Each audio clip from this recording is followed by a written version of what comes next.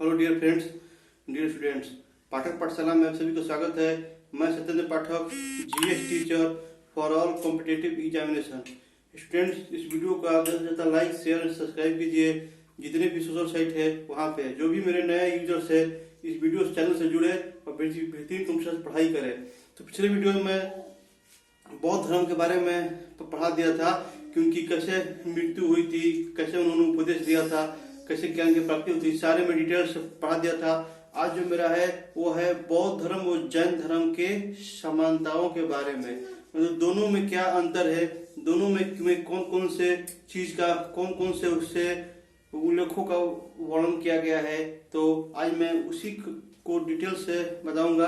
तो बौद्ध धर्म भागलपुर के विक्रमशिला विश्वविद्यालय चीन थाईडोलिटिसी में वज्रयान शाखा है। बौद्ध धर्म जो है वो भागलपुर के विक्रमशिला जो विश्वविद्यालय है वहां पे, और चीन थाईलैंड चारों तरफ जो है बौद्ध धर्म के वज्रयान शाखा इन चारों तरफ है। बौद्ध धर्म की वज्रयान शाखा कहाँ का है?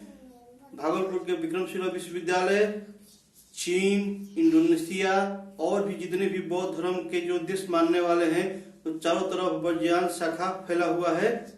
किसके? बौद्ध धर्म के। बौद्ध धर्म से जुड़े कुछ चिन्ह है जो कि गौतम बुद्ध के जन्म के समय, मृत्यु के समय, ज्ञान की प्राप्ति के समय, उनके युवावस्था के समय कौन कौन से चिन्ह है वो इस प्रकार है। तो जो कि जब वो गर्भ के समय, जब वो गर्भ में आए तो उस समय का जो चिन्ह है वो है हाथी। गर्भ के समय हाथी, जन्म के समय कमल का फूल, जन्म के समय कमल का फूल, और गृह त्याग के समय घोड़ा। गृह त्याग के समय घोड़ा, इसको और भी एक इसका उपनाम है जिसको इसको बोला गया है महाभिनिष्क्रमण। जब उन्होंने गृह त्याग किया उस समय का जो प्रतीक वो घोड़ा है, और उस समय को क्या बोला गया था? बौद्ध धर्म में महाभिनिष्क्रमण, गृह त्याग को बोला गया है महाभिनिष्क्रमण। उसके बाद है युवा अवस्था। युवा अवस्था के समय उनका प्रतीक चिन्ह है सांड।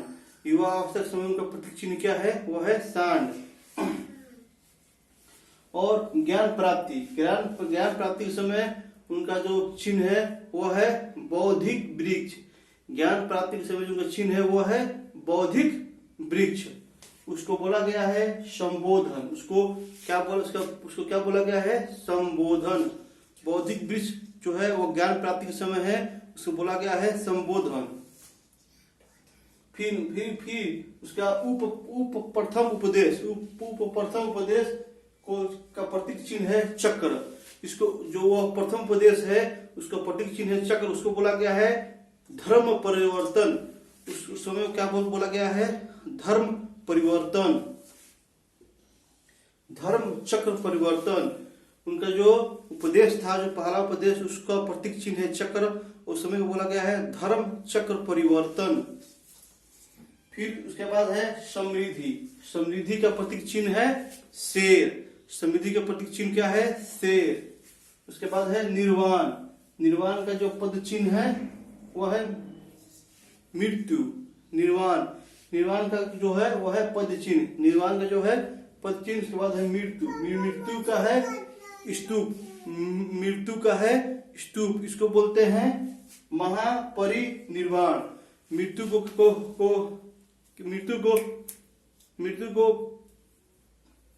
को क्या बोलते हैं? महापरिनिर्वाण। महापरिनिर्वाण। महात्मा बुद्ध का जन्म, ज्ञान प्राप्ति तथा मृत्यु वैशाख अप्रैल महीने में पूर्णिमा के दिन हुआ। महात्मा बुद्ध का जो ज्ञान प्राप्ति और मृत्यु सारे उनके वैशाख के पूर्णिमा में हुआ। उनके वैशाख के पूर्णिमा में अप्रैल मंथ में हुआ। इसी को बोलते हैं बुद्ध पूर्णिमा। इसको क्या बोलते हैं? बुद्ध पूर्णिमा। जो बोलते हैं बुद्ध पूर्णिमा। जैन धर्म तथा बौद्ध धर्म में कुछ विशेष समानता है जो कि निम्न प्रकार की है। जैन धर्म बौद्ध धर्म में ईश्वर के अस्तित्व को नकार देना। दोनों में जो समानता थी वो ईश्वर के जो अस्तित्व है दोनों को नहीं मानते थे, नहीं जैन धर्म में नहीं बौद्ध धर्म में। उसके बाद है मूर्ति पूजा का विरोध करना। यह दोनों धर्मों में समानता थी, मूर्ति पूजा का विरोध दोनों धर्मों में बताया गया है। उसके बाद है कर्म कांड का विरोध, कर्म कांड का भी उन लोगों ने विरोध किया। उसके बाद है पुनर्जन्म में विश्वास रखते थे वो लोग, पुनर्जन्म में उन लोगों का विश्वास था। और ये जो जितने हैं दोनों धर्म में जो समानता है वो दिया गया है। फिर उसके बाद है पुनर्जन्म में छुटकारा के लिए मोक्ष, पुनर्जन्म के लिए इन लोगों ने बताया गया है कि आपका मोक्ष प्राप्ति करना है। पुनर्जन्म के लिए आपको मोक्ष प्राप्ति की विधि बताई गई है, किसमें? पुनर्जन्म के लिए। दोनों ही हिंदू धर्म में से टूटे थे, दोनों धर्म जो थे वो हिंदू धर्म से टूट के गए थे, दोनों धर्म हिंदू धर्म से टूटकर गए थे। और बौद्ध धर्म के आगे बढ़ने के कारण जैन धर्म में काफी जो उसको असंगति थी और जैन धर्म में जो उसके मठाधीश थे उनको भोग विलास के कारण जैन धर्म धीरे धीरे विलुप्त हो गया और बौद्ध धर्म बहुत ही तेजी से उसको एकजुट और संगति के कारण वो तेजी से फैलता गया। तो बौद्ध धर्म और जैन धर्म, पहले का बौद्ध धर्म के अनुसार मोक्ष प्राप्ति में सबसे बड़ा बाधा इच्छा थी। बौद्ध धर्म के अनुसार जो मोक्ष प्राप्ति में सबसे बड़ा बाधा क्या थी? सबसे बड़ा बाधा इच्छा थी। और जैन धर्म में इसमें सबसे बड़ी बाधा आत्मा थी। जैन धर्म में सबसे बड़ी बाधा क्या बोला गया है? आत्मा थी। ज्ञान प्राप्ति को मोक्ष कहा गया है। बौद्ध धर्म में ज्ञान प्राप्ति को मोक्ष कहा गया है और इसमें ज्ञान प्राप्ति को कैवल्य कहा गया है। और जैन धर्म में ज्ञान प्राप्ति को कैवल्य कहा गया है और बौद्ध धर्म में ज्ञान प्राप्ति को मोक्ष कहा गया है। इसमें ज्ञान प्राप्ति के लिए अष्टांगिक मार्ग बताया गया है। इसमें ज्ञान प्राप्ति के लिए अष्टांगिक मार्ग बताया गया है और इसमें ज्ञान प्राप्ति के लिए संलेखना विधि बताया गया है। मतलब इसमें आपको ज्ञान प्राप्ति के लिए संलेखना विधि द्वारा ज्ञान प्राप्ति होगा और इसमें ज्ञान प्राप्ति के लिए अष्टांगिक मार्ग बताया गया है। तो ये थे बौद्ध धर्म और जैन धर्म में विशेषता और समानता, दोनों का आज हम लोगों ने विस्तृत वर्णन किया।